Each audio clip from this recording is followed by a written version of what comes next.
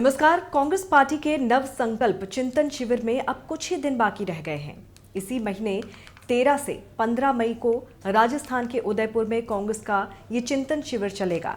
लेकिन इससे पहले कांग्रेस वर्किंग कमेटी की बैठक में कांग्रेस अध्यक्ष सोनिया गांधी ने पार्टी के नेताओं और कार्यकर्ताओं को कई तरह के संदेश दिए। साथ ही साथ उन्हें चेतावनी भी दी गई। सोमवार को पार्टी नेताओं से चेतावनी भरे लहजे में सोनिया ने कहा कि पार्टी के मंचों पर आलोचना जरूरी है, लेकिन ऐसा नहीं होना चाहिए कि आम कांग्रेस जन का आत्मविश्वास और हौसला टूट जाए। उन्होंने सीडब्ल्यूसी की बैठक में कांग्रेस नेताओं से यह आह्वान भी किया कि अब पार्टी का कर्ज उतारने का समय आ गया है और ऐसे में उन्हें निस्वार्थ भाव एवं अनुशासन के साथ काम करना होगा, क्योंकि पार्टी को फिर से मजबूत करने के लिए जादू की कोई छड़ी नहीं है। पार्टी को मजबूत करने के लिए कड़ी मेहनत करनी होगी। उन्होंने कहा कि निस्वार्थ काम, अनुशासन और सतत सामूहिक उद्देश्य की भावना से हम दृढ़ता और लचीलेपन का प्रदर्शन कर सकते हैं। पार्टी ने हमेशा सबका भला किया है। अब समय आ गया है कि कर्ज को पूरी तरह चुकाया जाए। सोनिया ने पार्टी नेताओं से जोर देकर कहा है कि चिंतन शिविर महज एक रस्म अदायगी नहीं होनी चाहिए। मैं इसे लेकर प्रतिबद्ध हूं कि इसमें संगठन का पुनर्गठन परिलक्षित होना चाहिए, ताकि वैचारिक, चुनावी और प्रबंधकीय चुनौतियों से निपटा जा सके।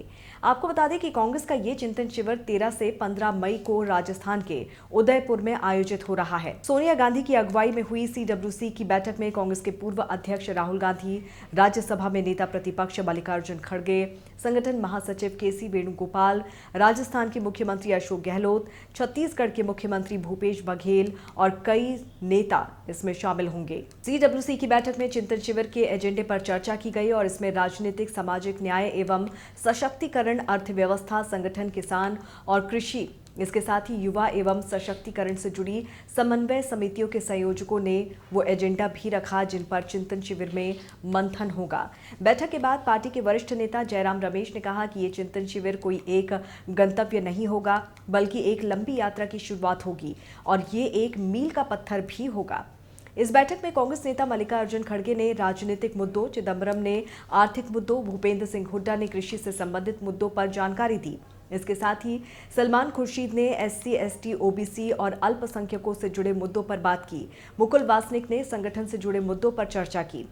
जयराम रमेश ने कहा कि 15 मई को जो उदयपुर नव संकल्प सामने आएगा उसमें संगठन के पुनर्गठन की बात होगी और वो एक कार्य योजना होगी। उन्होंने कहा कि ये राजनीतिक चिंतन शिविर है, ये कदम उठाने से जुड़ा हुआ है, इसमें कोई प्रस्ताव नहीं है बल्कि कार्य योजना सामने आएगी। उन्होंने कहा कि इस चिंतन शिविर में हम 2 साल के निर्णय ले रहे हैं।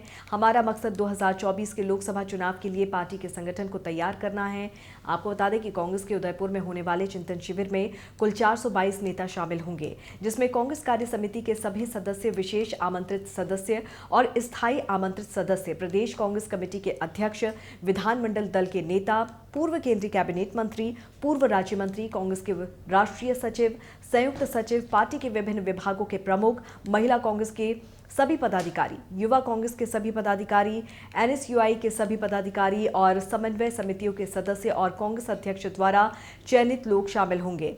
चिंतन शिविर में शामिल होने वाले 50% लोग 50 साल से कम आयु के हैं और इनमें भी करीब आधे 40 साल से कम उम्र के हैं। इनमें से 21% महिलाएं हैं। कांग्रेस नेता रणदीप सुरजेवाला ने जानकारी दी है कि चिंतन शिविर में समाज के अलग अलग वर्गों से जुड़े लोगों को भी बुलाया गया है ताकि भारत की विविधता प्रतिबिंबित हो सके।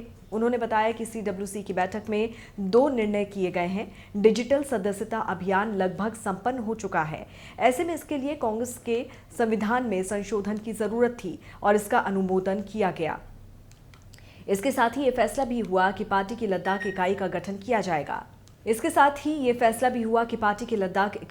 किया जाएगा। कांग्रेस की इस बैठक में जो संदेश दिया गया है उससे साफ है कि उदयपुर में होने वाले चिंतन शिविर में कांग्रेस के नेता नए जोश और जज्बे के साथ नजर आएंगे। अब देखना यह होगा कि चिंतन शिविर के अमृत मंथन से कांग्रेस को कितनी मजबूती मिलेगी और इसका कितना फायदा उनको आगामी लोकसभा चुनावों में मिल पाएगा। नमस्कार।